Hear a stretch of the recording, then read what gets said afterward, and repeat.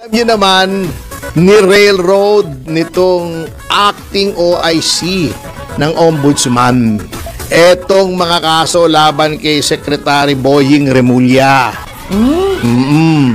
Yung kitang-kita naman nila ang pattern bago mamaya i-discuss natin yan. Ako pa pagbibintangan natin mga kamoting kahoy na may ulan dito. Ng timing. Kita nyo, ang timing yan ay dinismiss yung mga kaso ni Secretary Boying Remulla ng acting OIC.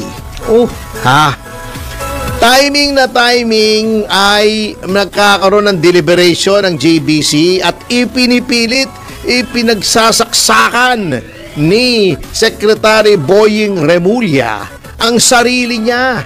Bagamat may kaso siya, anong ginawa? Binraso nila. Pinadismiss nila. Nag-MR si Senator Amy Marcos. Usually yan, ang tagal ko ng abogado, nagpa-practice din naman ako dyan sa Ombudsman. Opo. Pag dinismiss niya, nag-MR yung kabila. O na-i-file, nag-MR yung kabila, pinasasagot yung kabila. Eto, hindi pinasagot yung kabila, dinismiss na agad. Para lang walang kaso, si Boying Remulla.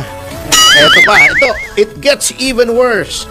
So, nag-file po ako ng kaso. Nag-file din si Mayor Baste. Opo. Sa Davao. May Deputy Ombudsman doon for Mindanao.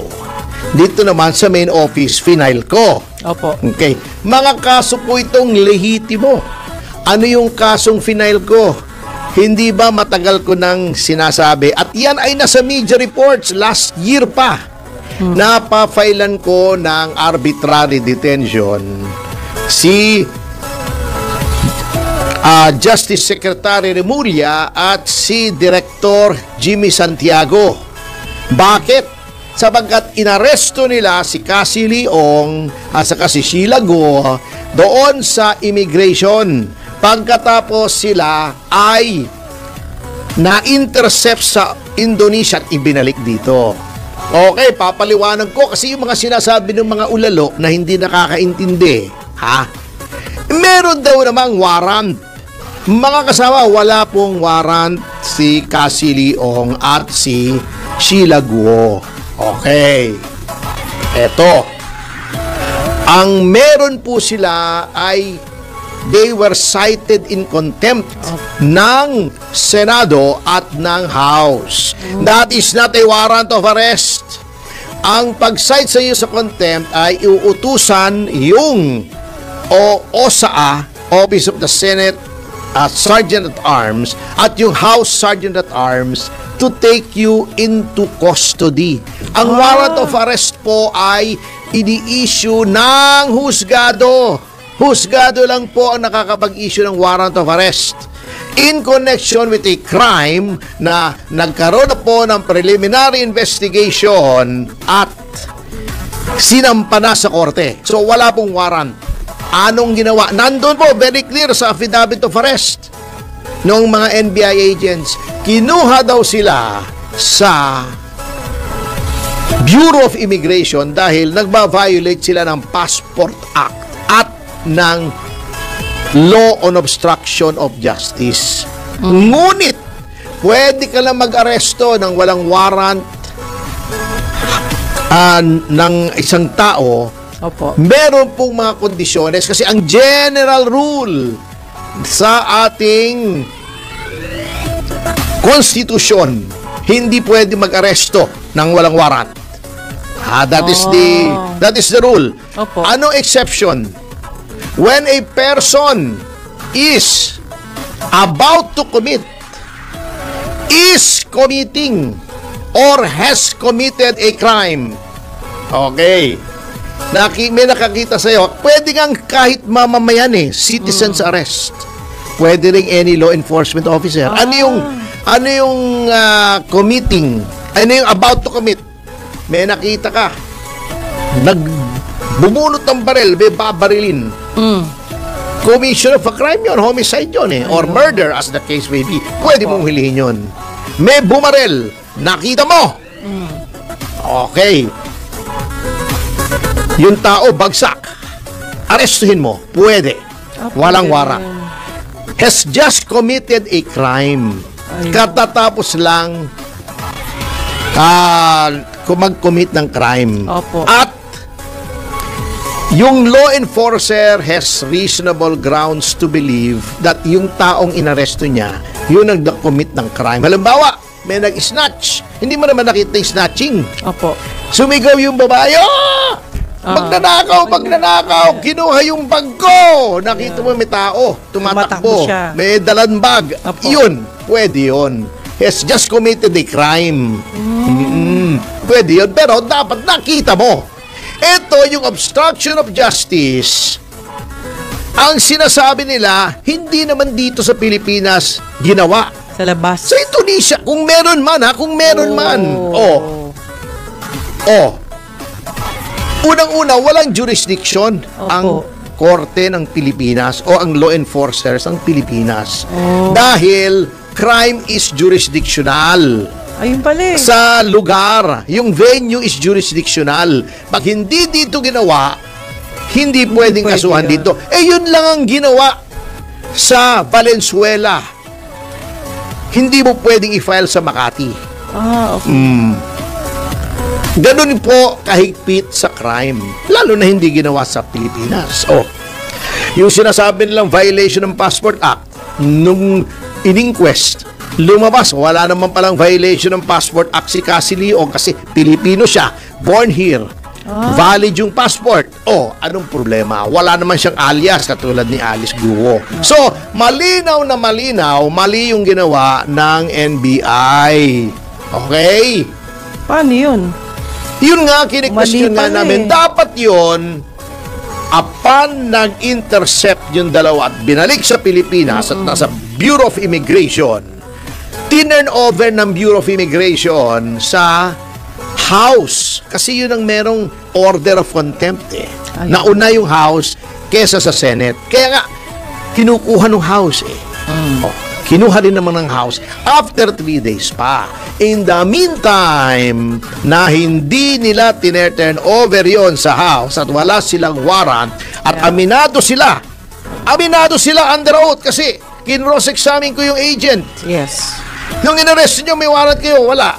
Bakit? Inutusan ho kami ni Director Santiago. Okay.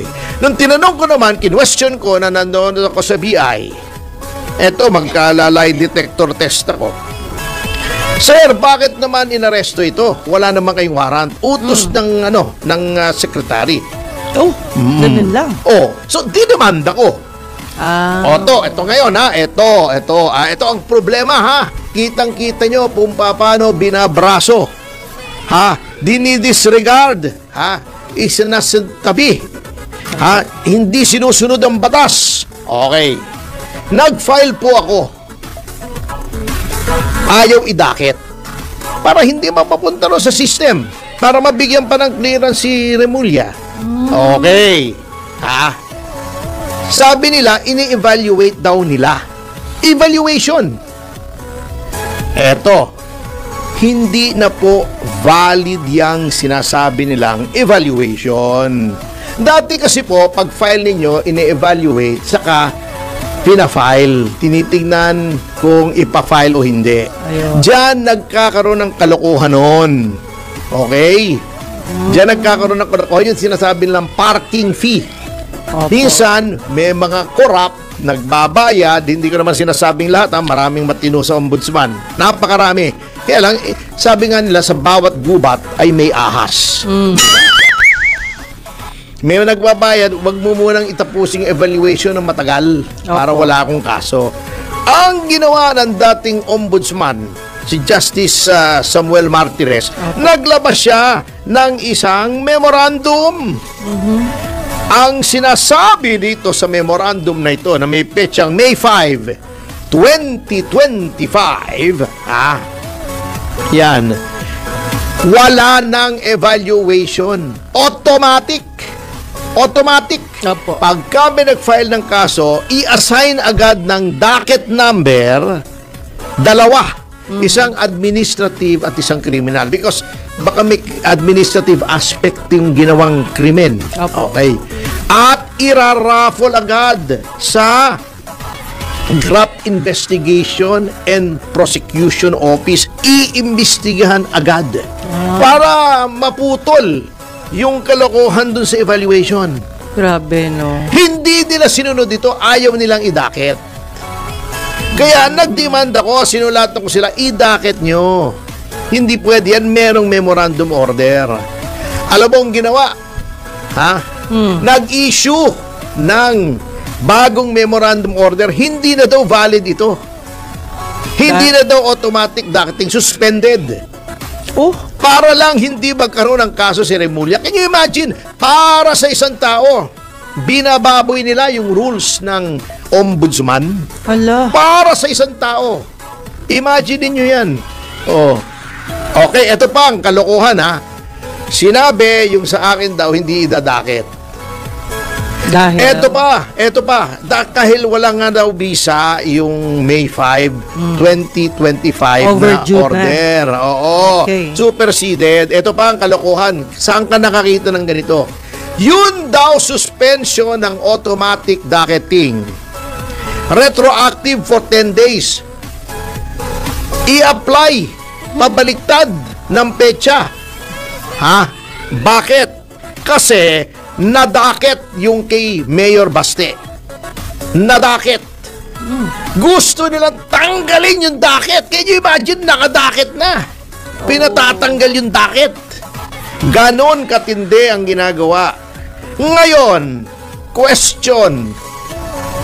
Sabihin na nating legal ito, na hindi legal ito. Kasi OIC ito eh. Opo. OIC lang, limited po ang powers ng OIC.